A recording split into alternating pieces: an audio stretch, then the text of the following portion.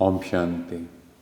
आज हम करण करावनहार वो एक परमात्मा है, इसको नारद मुनि जी की कहानी से जानेंगे। एक बार देव ऋषि नारद जी तपस्या करने के निमित्त हिमालय पर्वत पर जा पहुँचे।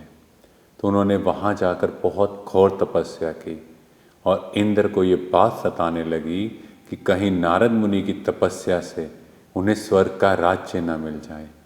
इस चिंता में आकर उन्होंने कामदेव को बुलाया और कहा, तुम्हें जाकर नारद मुनि की तपस्या को भंग करना है। तो कामदेव अपने साथियों के साथ वहां जा पहुंचे।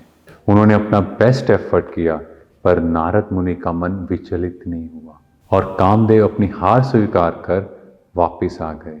बाद में जब नारद मुनि जी अपनी तपस्या से उठे और उन्हें यह पता लगा कि जिस स्थान पर मैं तपस्या कर रहा हूँ यहाँ पर कामदेव आए और उन्होंने अपना बेस्ट एफर्ट किया, पर वो मुझे हिला नहीं पाए, तो उनके अंदर अहंकार पैदा हो गया कि एक शंकर जी और एक मैं, दोनों को कामदेव हरा नहीं सका।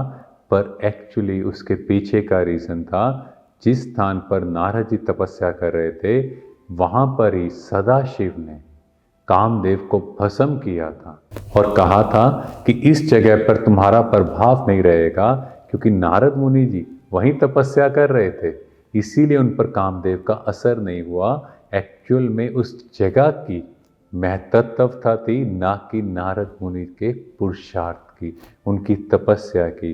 पर नारद मुनि का अहंकार इतना, वो शंकर जी के पास गए और शंकर जी ने उन्हें मना किया कि तुम विष्णु लोक में मत जाना और ये बात मत करना।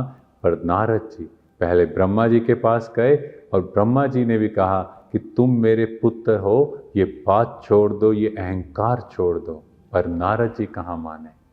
यहाँ से हमें ये शिक्षा मिलती है कि अहंकारी मनुष्य जब उसका अहंकार इतना जागृत हो जाए तो उसे अपने हितैषियों की बात भी समझ नहीं आती। उन्हें लगता है कि शायद ये मेरी क्रोध से चलते हैं। तो नारद मुनि वहाँ से विष्णु जी के पास गए और अपनी महिमा की। तो विष्णु जी ने भी थोड़ी उनकी महिमा की और अंदर में सोचा अब इसके अहंकार का दमन करना चाहिए।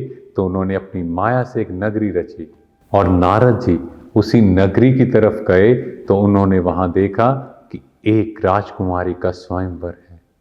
उसे देखकर नारद जी मोहित हो गए और विष्णु जी के पास गए कि आप मेरा रूप इतना सुंदर बना दो कि वो राजकुमारी मुझसे शादी करे।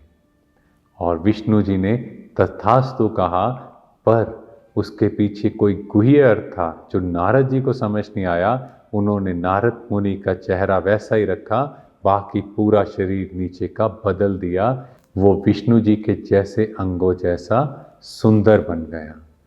अब जैसे ही नारद मुनि वहाँ गए तो वो बार बार उस राजकुमारी की तरफ जा रहे थे कि आप वर माला मुझे डालो, पर वो राजकुमारी उन्हें देखकर भाग रही थी और अंत में उन्होंने विष्णु जी को वो वरमाला डाल दी। नारद जी को बहुत क्रोध आया और वहाँ पर दो शिवगण भी आए हुए थे और उन्होंने कहा कि हे मुनिराज, आप अपने मुख को किसी दर्पण में तो देख लीजिए। जैसे ही नारद मुनि ने अपना चेहरा देखा तो देखा कि उनका मुख बंदर जैसा है। उन्हें बहुत क्रोध आया और उन्होंने उन दोनों शिवगणों को भी श्राप दे दिया और फिर विष्णु जी को भी श्राप दे दिया। यहाँ से कितना लाइफ चेंजिंग लेसन हमें मिलता है कि जब हमारी एक्सपेक्टेशंस पूरी नहीं होती, हम हर्ट हो जाते हैं। हमारी कामनाएं, वासनाएं हमारी बुद्धि को नाश कर देती हैं, क्योंकि नारद मुनि के अंदर काम वासना जागृत हुई और जब उनकी यह इच्छा पूरी नहीं हुई तो उनके अंदर क्रोध भर गया और उस क्रोध में आकर उनकी बुद्धि का नाश हुआ और उन्होंने नारायण तक को श्राप दे दिया। तो हमें ये समझना है कि कैसे काम वासना क्रोध को उत्पन्न करती है और क्रोध में आकर हम ऐसे शब्द बोल जाते हैं जो अपना भी अकल्याण कर रहे हैं और दूसरों का भी अकल्याण कर रहे हैं, दूसरों को भी दुख दे रहे हैं। तो हमारा कार्मिक अकाउंट भी खराब हो रहा है।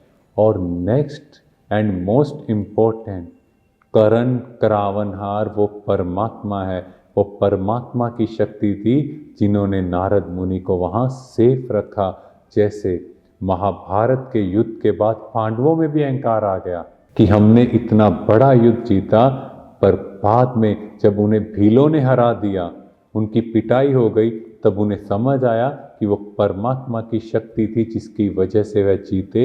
ऐसे हम अपनी लाइफ में देखें, कुछ अच्छा हो रहा है तो परमात्मा का शुक्रिया जो हमारी बुद्धि को अच्छे कार्य की ओर लगा रहा है, हमें ग्रोथ दे रहा है। अंदर में ये भाव ना आए मैं कर रहा हूँ, क्योंकि ये मैं हमारी बुद्धि का नाश कर देगा।